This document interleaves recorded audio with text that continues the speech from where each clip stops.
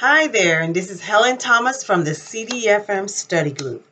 I'm going to be covering CDFM Module 2.2, which is entitled Cost and Economic Analysis, and I'm covering the 2018 study guide. It is set up a little bit different than the older study guides, so I'm going to be going through relatively slower than normal. I want to make sure that we don't miss anything from this update. All right, so it starts on page 225 with the DoD Decision Support System. This is the same exact diagram we talked about in the first section of Module 2, where it talks about the overlap of JCIDS, Joint Capabilities Integration and Development System, the PPBE process in which way we resource those requirements, and the defense acquisition system. What triggers the defense acquisition system is when you do your analysis in JCIDS, the vice chairman of the Joint Chief of Staff and the JROC Council will, what they determine is the capability gaps and what requirement capability they need to develop or acquire to fill that gap. And they look at the .MLPF, your doctrine, your training, your personnel, your material. If it requires a material solution, that is what triggers the Defense Acquisition Support System. So you can kind of see how they overlap. And in the center, you see that all together, those have to be in sync with the National Defense Strategy. Remember in section 1, we talked about the big op order was the national security strategy, and then each agency pull out their portion of the operation order. And in the Department of Defense, they developed a national defense strategy. And so all of those support systems have to work together to accomplish that strategy. And so when you look at the DoD support system, we're trying to figure out now. And so this part is mostly the acquisition portion of the system. So if we need a new aircraft, then at what point, what's the process to get that? And so it's all the systems overlap. That's why you see the circles kind of overlap over each other. So we talked about PPBE, planning, programming, budgeting, and execution extensively. On page 6, it references again the Joint Capabilities Integration and Development System. Remember that the Vice Chairman of the Joint Chief of Staff is the executor of JCIDS, and he sits as the chairman of the Joint Requirements Oversight Council and also co-chairs the Defense Acquisition Board. And so we're going to talk about the Defense Acquisition System in detail. So it shows the relationship between your capability requirements process and the acquisition process. And so we're going to be looking at the acquisition management process. It looks, I do see a difference from the 2013 study guide in the phases and milestone on the bottom of page 8. So you see you have material solution analysis. That's the first phase. Then you have milestone A. Remember, you had the 5 phases and you have 3 milestones, milestone A, B, and C.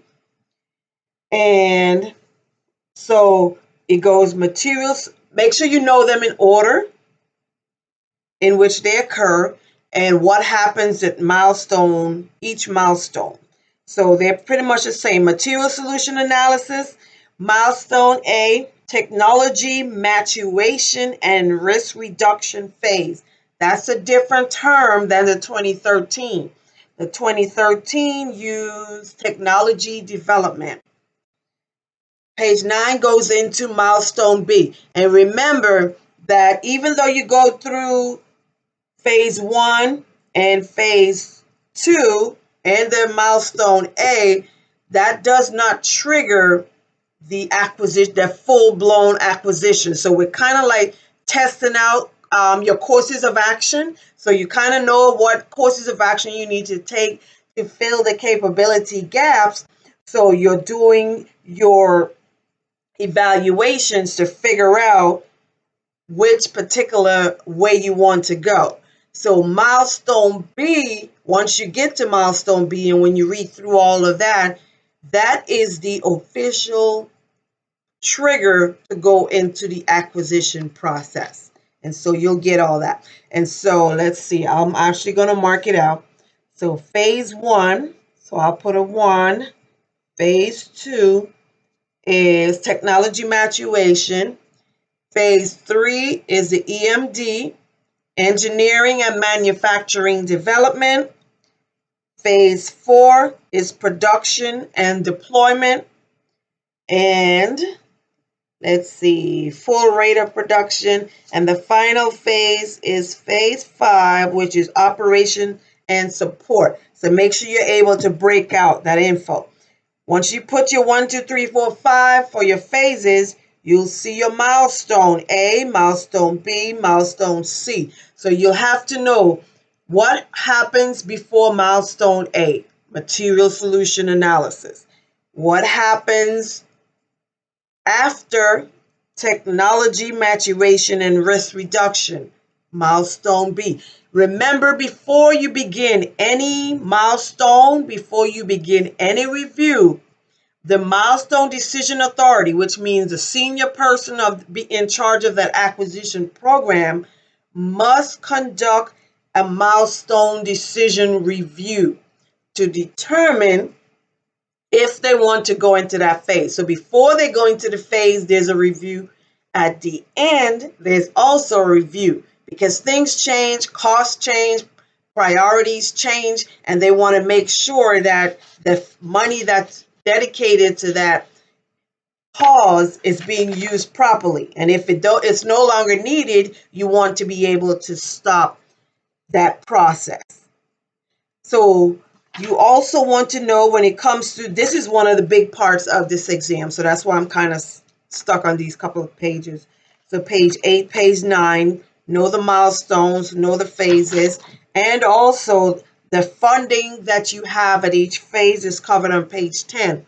So that chart is a very good feedback for you to understand. So depending on the phase or the milestone or the activity that you're in, you have certain types of funding that you use. So for instance, material solution analysis, you will either use research, development, technology, and equipment, RDT&E, or potentially you may use O&M dollars to do that particular phase. So make sure you know those phases. There's a wrap up on the milestones on page 11, milestone A, B, and C, and it also regurgitates some of the information that's on the prior phase. The 2 regulation that governs the acquisition is DODI, DOD instruction 5000.01 and 5000.02. And so if you switch over to page 13, it'll tell you what the second one, 0.02, is operation of defense acquisition system. And then I think, let's see, I want to make sure if they took it out, I don't want to reintroduce it. But anyway, we're going to look at the defense acquisition. There's going to be some terms that is repetitive, and you have to understand their location. So the best thing, let's flip to 14. The acquisition categories. Acquisition, each particular research or acquisition item is given a dollar, it has a dollar threshold. And based on that dollar threshold or the sensitivity of that item, the DoD will then dedicate or label those acquisition category levels. If it's an acquisition category 1, the highest level, that means those are the items that will always be handled at the DoD level. For instance, on page 14, you see the 2 charts. ACAT-1 is a major defense acquisition program. So anytime you see acquisition category 1, or maybe I don't know for sure, but it looks to me, I just say 1. I just say for Roman numeral 1, ACAT-1, all major defense acquisition programs. And I'm going to just go down the chart. And so it says, estimated by the USD AT&L. Remember in section 1, I talked about the senior acquisition executive at the DoD level is the Undersecretary of Defense, Acquisition Technology and Logistics, so the USD AT&L. So he's estimated by the USD AT&L to require total expenditure dollars of RDT&E more than 480 millions. So anything more than 480 mil or procurement of more than $2.8 billion are automatically taken care of or executed at the USD AT&L level. So designated by USD AT&L because of special interests, it may be a congressional interest, is the complexity of the technology may determine that DoD, kind of like a commander, they will determine what particular items they will handle at their level. So even the subordinate commands, even if they have that issue, it doesn't matter how simple or how severe it is, those will be handled at the executive level. So your ACAT-1 programs occur at the DoD level. On the right chart, and this is also information that's in the writing, but I like to look at charts, give you the simple feedback. So it says ACAT-1 have some subcategories, and it'll tell you which ones are handled specifically at DoD and which one is handled at the component level. So USD AT&L designate programs as either ACAT-1 Delta. The key there tells you the milestone decision authority for ACAT-1 Delta is the DoD level. The D behind it lets you know it's handled at the DoD level. So that's a trick that they give you and a hint to let you know that's a DoD program. So when the milestone decision authority is at the DoD level. So quick question, if the milestone decision authority is at the DoD level, then who at the DoD level is responsible for that program? Who is the senior person responsible for that program? The USD AT&L is correct. So the milestone decision authority, when it comes to acquisition, that is a term you're going to hear. So the USD AT&L is the same person as the senior acquisition executive, is the same person as the milestone decision authority or the defense acquisition executive. There are different titles that the USD AT&L has. The second category of ACAT-1 programs is ACAT-1 Charlie. The C means component. So Army, Navy, Air Force, the components are responsible for their own acquisition programs if it's labeled Acquisition Category 1 Charlie. So ACAT-1, there are major defense acquisition programs, 2 subcategories, ACAT-1 Delta, ACAT-1 Charlie. The Delta is handled at the defense level. The C is handled at the component level. That means your senior acquisition person at that component level. CAE, Component Acquisition Executive. So you can read through, explain the same thing in the wording that I just did off the slide. Now, those are for general acquisition programs, aircraft, vehicles. The automation, your technology acquisition programs have a different category. It's on page 15, 2215. That is acquisition category 1 alpha. The A meaning automation. So the ACAT 1A programs is a major automated information system. So you know you're dealing with system versus your general acquisitions. The USD AT&L often would designate a representative, and we'll look at it on the other side. So let me just stay on this side. So USD AT&L estimate that gives you the cost, could designate any other automated information system, but on the right side, it gives you the subcategories. So for you got ACAT 1, major programs, and ACAT 1 Alpha. That's your major automation program. I want to make sure we get those two distinctions. The subcategories for the ACAT is ACAT 1 Delta and ACAT 1 Charlie. The subcategories for your ACAT 1 Alpha is your automation is ACAT 1AM. When MDA is the DoD level, the M, I don't know why they pick M for this one, indicates defense. So ACAT 1AM is DoD level automation system. If it's at the component level, it's ACAT 1A Charlie component. So the M, DoD, the C, component. Now remember, because you're dealing with technology, at the DoD level, the USD AT&L, which is the Senior Acquisition Executive, may designate the Chief Information Officer. And it makes sense because they are familiar with the technology and the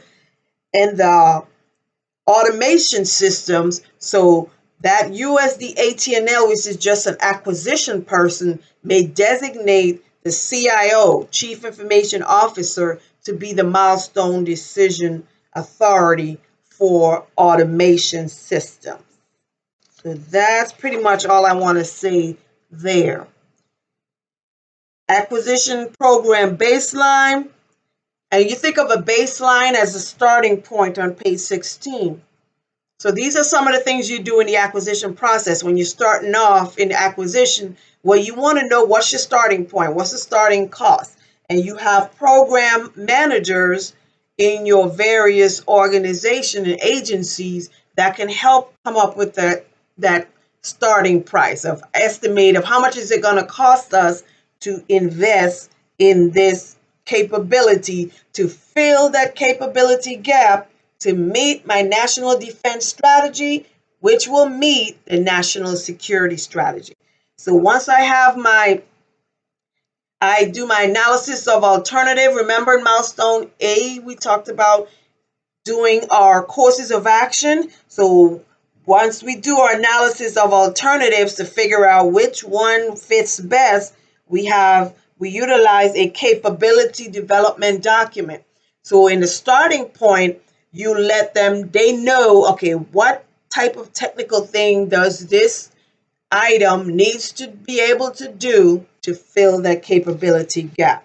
So you come up, that's all developed with the baseline is your cost, analysis of your alternative. In that initial capability document, I'm looking to see, okay, it needs to do A, B, C, and D. What item do we have that can do that? So it's a total systems approach. When we look at cost, we want to make sure we know the total cost, not just for the item. What about the parts, the repair parts, the maintenance of that item, the personnel is going to take to maintain that item. So you try to look at the total cost. And so cost may be broken down on page 18. You look at the life cycle cost, which is the total cost to the government for making that purchase. So it's either by appropriation categories, work breakdown structure, your WBS. So you have different cost analysis or cost estimating methods that may be used and different way in which you capture the cost. Another document that is created during this early stages of the acquisition process is, and let's see, let me make sure. research and development, is your card, your cost analysis requirement description. And the words alone tells you. In the beginning, your PM, your program manager who is probably going to be more familiar with this item, even though we may not already have the capability, but I'm sure it's similar to something we already have. So they also come up with that foundation cost analysis requirements description. But when it comes to the actual dollar amount, you still have your director of CAPE, Director of Cost Assessment and Program Evaluation. That's that senior cost person at DoD who's involved with coming up with those costs. So just know no one is operating in a vacuum for this. All right, one more. Let's see. I'm not going to start yet on the composition. I'm going to do that in a video by itself because you're going to actually be required to calculate, and you probably never heard some of these terms, your development costs, procurement costs, your weapon system, flyaway costs. So these are not familiar terms that most people are familiar with. So I want to treat this on as a separate entity. So I'm going to stop here on page 219. Ensure that you read through everything to kind of grasp, and then you go back. The first time you study, you go through and you read through line by line to get an understanding. The next time you go through the material, then you should be making notes on the important things. Don't be highlighting. I see people do that with all kind of color highlight, and you're still not going to grasp it. You have to understand the concept. And then when you go through, you make notes on the side, and the third time, so you should at least go through this material at least 3 times or more to get familiar with it. Repetition is, you should be able to look at the slides and you'll be able to speak that particular slide. And also focusing on the notes. So the third time, you should not be reading all the information on each of the pages. You should be focusing on the notes you wrote on the side. You should be focusing on the slides itself at the top. And once you see that topic, it should trigger you what is covered on that page. So I will stop here for today, and I will see you guys again next time. Make sure you subscribe so you'll get the updates as I continue to review the 2018 study guide for CDFM Module 2. See you then.